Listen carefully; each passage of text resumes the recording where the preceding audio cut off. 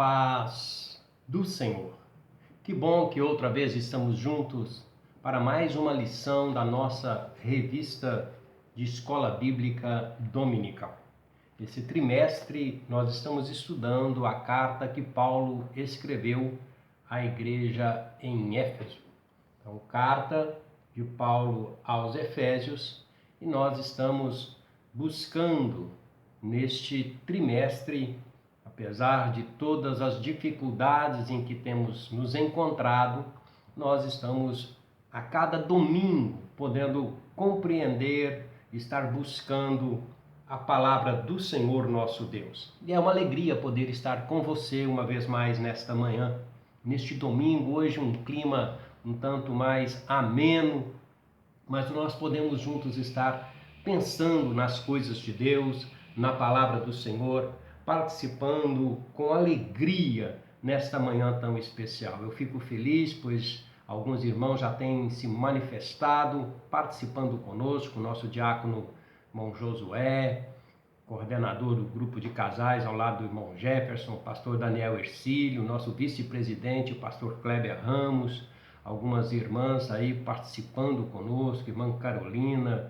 irmã Lissandra, irmã Cris. É um prazer, irmã Rosa. Deus tem nos abençoado, irmã Josiana, participando, irmã Josi ali, pastor Glaucindo, participando conosco aí nesta manhã especial deste domingo, dia 24 do mês de maio, onde nós podemos estar alegrando-nos dentro da palavra do Senhor nosso Deus. Quero convidar uma oração nesta manhã, para juntos nós estarmos iniciando o nosso estudo da nossa lição de número 8, a nossa lição de número 8, edificados sobre o fundamento dos apóstolos e dos profetas. Muitas perguntas, muitas questões surgem neste título, mas nós queremos nesta manhã estar participando com alegria, aprendendo mais da palavra do Senhor nosso Deus. Curve comigo a sua cabeça. Pai de bondade, Deus de amor, nós queremos, Senhor, nesta oportunidade, outra vez adorar o Teu nome, exaltar ao Senhor, Te bendizer, pois tem sido a cada dia a nossa ajuda, o nosso socorro, a certeza da presença do Senhor conosco.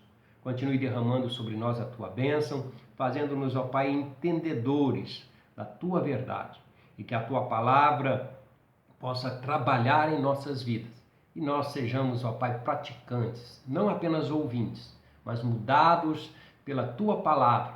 Nosso caráter, a nossa formação, seja de fato de filhos de Deus, aqueles que trazem a Tua imagem. Abençoa cada um dos Teus filhos, é o que te pedimos no nome de Jesus. Amém. Glória a Deus. Antes de estarmos entrando na lição, eu quero lembrar a você que nós temos estado, a igreja, junto de você, participando às terças-feiras, nosso culto de estudo da palavra do Senhor, levando até você através do Facebook, através do Instagram, buscando agora também através de uma outra ferramenta que é o YouTube, levar até você a palavra de Deus. Que você possa participar conosco. Os nossos jovens aos sábados têm transmitido o culto do crescimento, onde os nossos jovens estão interagindo e trazendo a palavra do Senhor, falando dos seus anseios, falando das verdades e buscando fazer com que você também preencha o vazio da sua alma com Jesus Cristo, que é o Senhor de todas as coisas. Lembrando que no domingo pela manhã, como agora, estamos com a Escola Bíblica Dominical e à noite nós temos o culto de adoração ao nome do Senhor, transmitindo através do nosso Instagram, através do Facebook e também através do YouTube. Então participe conosco e hoje em especial eu quero te fazer um convite, pois nós estaremos com o culto da família. Nosso grupo de casais da igreja estará com uma participação mais efetiva no nosso culto e nós queremos nos alegrar com você participando deste momento especial de adoração ao Senhor e lembrando principalmente das famílias, dos casais, pais e filhos que neste momento precisam estar trabalhando mais a condição de estar em harmonia dentro de casa, e Deus estará nos dando graça e queremos a sua participação nesse momento especial. Nós queremos mandar o nosso abraço especial nesta manhã também ao nosso pastor presidente, o pastor Samuel Lopes, pastor que está em viagem ali ao lado da sua filha na cidade de Poté. Que Deus continue abençoando, guardando ele e a sua casa, pois nós sabemos do grande esforço e carinho que o nosso pastor presidente, o pastor Samuel, tem por essa igreja e tem por cada um de nós. Nós estaremos, portanto, estudando a nossa lição de número 8, edificados sobre o fundamento dos apóstolos e dos profetas. Nosso texto áureo, edificados sobre o fundamento dos apóstolos e dos profetas, de que Jesus Cristo é a principal pedra da esquina. Estaremos respondendo algumas questões, alguns questionamentos que vêm com relação a essa pedra angular, a esse fundamento da igreja. A verdade prática, Jesus Cristo é a pedra basilar, é a base da igreja, que está edificada por meio dos ensinamentos dos apóstolos e do testemunho dos profetas. Por aqui só a gente talvez até pudesse já terminar a nossa lição de hoje, pois essa verdade ela é única, ela é uma verdade que de fato faz com que nós entendamos que a igreja não é minha, a igreja não é sua, a igreja não é de fulano de tal, ou de apóstolo tal, ou de apóstolo tal. Nós entendemos que a igreja é o corpo do Senhor Jesus Cristo. Ele é a cabeça, Ele é quem dirige, Ele é quem conduz, Ele é quem faz com que nós vivamos em harmonia e nós possamos estar juntos, caminhando no desejo de alcançar a vitória que Deus nos deu, que é estarmos para sempre com Ele. Assim como Ele é, nós o veremos. Que grande verdade, que mensagem especial nós temos dentro dessa palavra e nós precisamos caminhar com isso. A nossa lição está baseada na carta de Paulo, então, quando nós estamos finalizando o capítulo 2. É o fechamento, é a última sessão deste capítulo. É aqui onde nós encontramos três vívidas imagens usadas por Paulo. Três formas que Paulo fala sobre a igreja. A igreja como uma nação, a igreja como uma família e a igreja como um santuário. Então Paulo aqui ele afirma que os gentios já não são estrangeiros, já não são peregrinos, mas eles são concidadãos perfeitos do povo de Deus e membros no sentido pleno da família de Deus. Então os versículos estão na carta de Paulo aos Efésios, o capítulo 2 e os versículos 20 e 22. E depois ele usa também Mateus, capítulo 7, versículos 24 e 27. Edificados sobre os fundamentos dos apóstolos e dos profetas, de que Jesus Cristo é a principal pedra da esquina, no qual todo o edifício, bem ajustado, cresce para templo santo no Senhor, no qual também vós juntamente sois edificados para a morada de Deus no Espírito. Olha que coisa maravilhosa. Em Mateus capítulo 7 eu vejo: todo aquele, pois, que escuta estas minhas palavras e as pratica, assemelhá-lo-ei ao homem prudente, que edificou a sua casa sobre a rocha, e desceu a chuva, e correram os rios, e assopraram ventos, e combateram aquela casa, e não caiu, porque estava edificada sobre a rocha. E aquele que ouve estas minhas palavras e as não cumpre, compará-lo-ei ao homem insensato, que edificou a sua casa sobre a areia.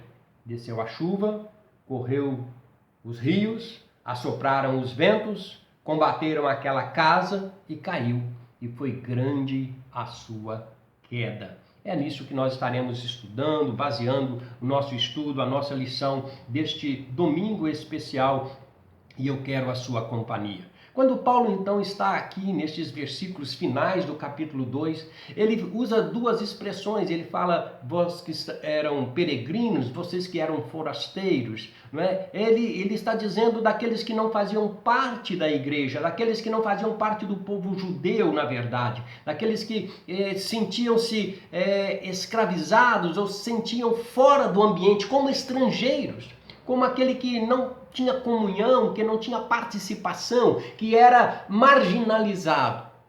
Vamos pensar hoje, maduramente, como está a nossa fé? Como está a nossa relação dentro da igreja? Como está a nossa comunhão no corpo de Cristo? Como está a minha participação? Como está a minha ação dentro deste corpo?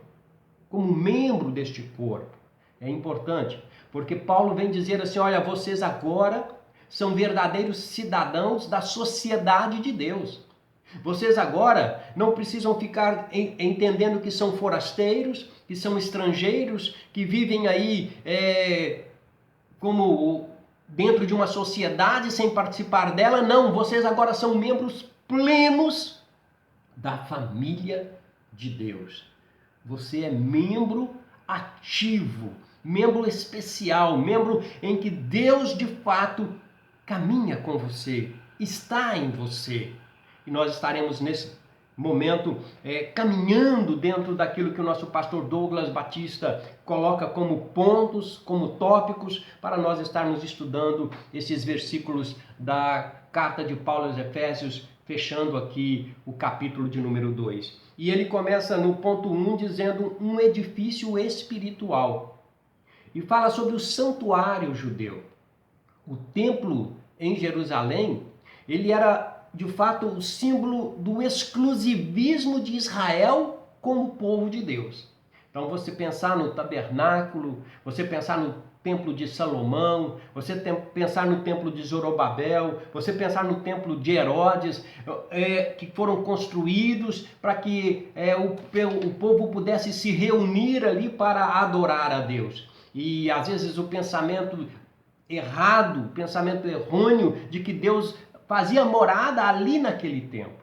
Nós precisamos entender que Deus mora nos nossos corações, que Deus quer ter intimidade com os homens, que Deus quer ter relacionamento com os homens. Então o templo ali em Jerusalém, e se nós formos estudar ou verificar a história da salvação, e Deus escolhendo o homem, Deus chamando o homem, Deus preparando para que na plenitude dos tempos viesse Jesus, para que na chegada dos tempos viesse Jesus, na cultura grego-romana, nas estradas de Roma, na formação de toda aquela sociedade, para que naquele tempo certo a salvação fosse trazida a todos nós e todos os homens pudessem vir ao conhecimento da verdade. Então Deus prepara um povo, uma nação, para que dessa nação viesse nascer a Jesus Cristo. Então nós vamos entender que esse simbolismo desse santuário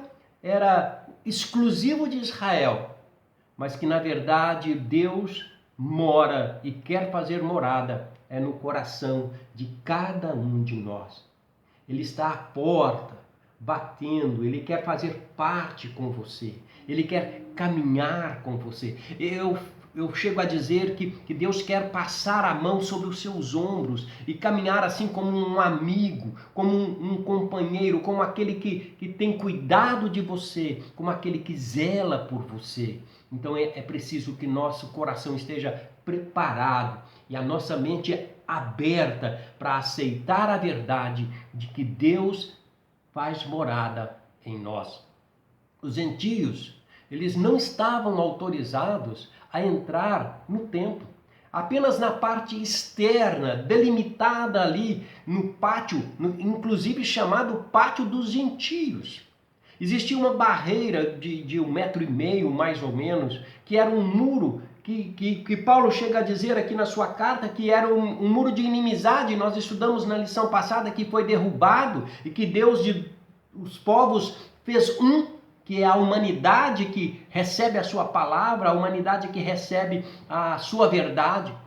Então eles estavam ali com essa barreira, e ela era bem trabalhada, e essa barreira de 1,5 m, ela era feita com uma formação de pedras, e a sua construção era muito elegante, fazia a divisão ali no templo, que de distâncias em distâncias, de tempos em tempos, alguma placa, algum anúncio dizendo assim: proibida a passagem do gentio, ou que nenhum estrangeiro deveria entrar no santuário, e de que era necessária uma santidade para passar ali. Então existia essa separação nesse santuário, que ele era um sinal para o judeu.